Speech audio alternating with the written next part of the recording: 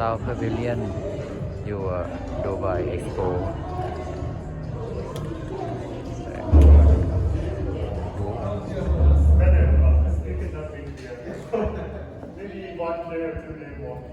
เดี๋ยวยัง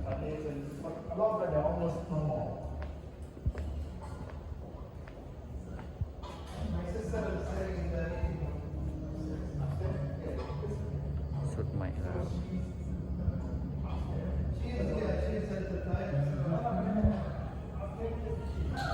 สุดเข้าโมงแล้ว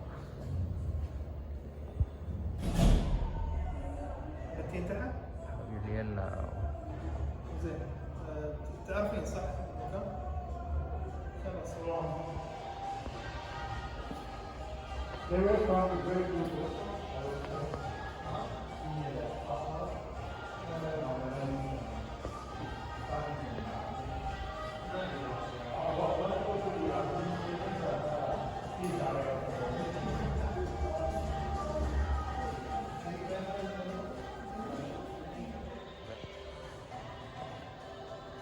ข้าวเหนียว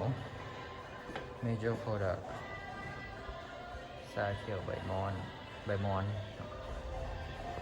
แสดงชาเขียวยี่ห้ออยู่ข้าวเหนียวอันนี้มันควรเก็บกูระเบิดอยู่ลาวอันนี้มากาแฟใช่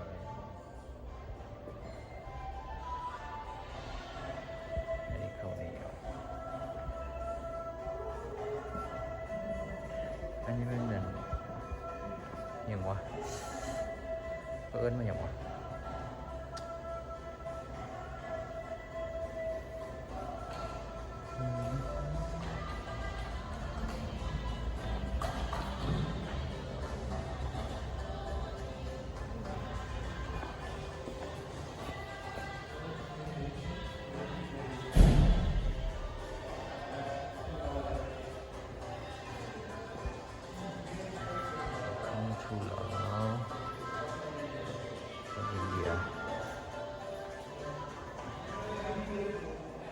อันนี้มอลเบอรี่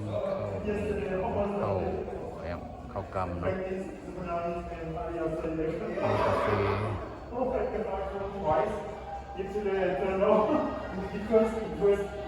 งานแบบวันคาน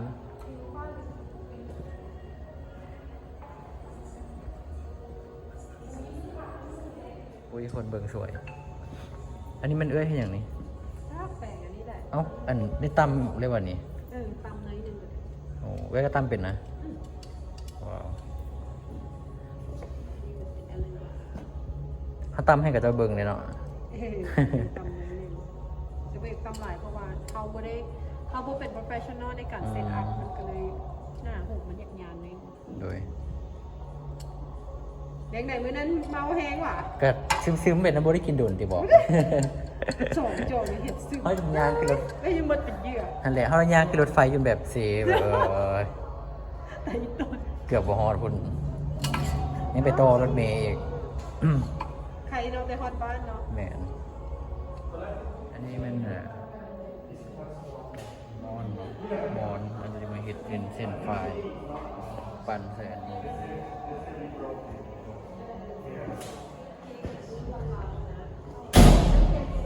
เลยนี่กับตายนี่2คนขึ้นมา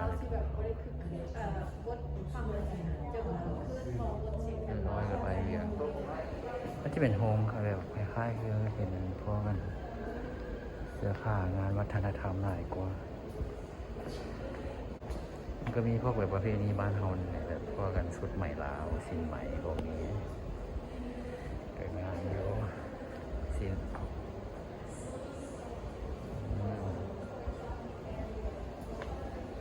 ไม่ลายมือลาวอย่างสุดมอลเบอรี่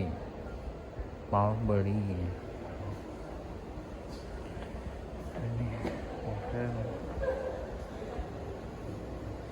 นี่โอ้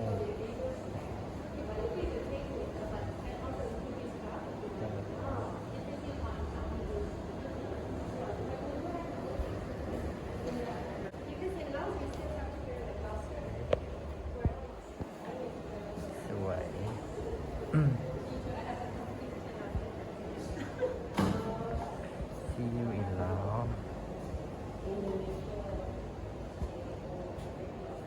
ดอกจำปาโดยไทยกับบูโมมันบ่มีคอมมูนี่ แล้วที่นี่ก็ข่อยกับจอยสอง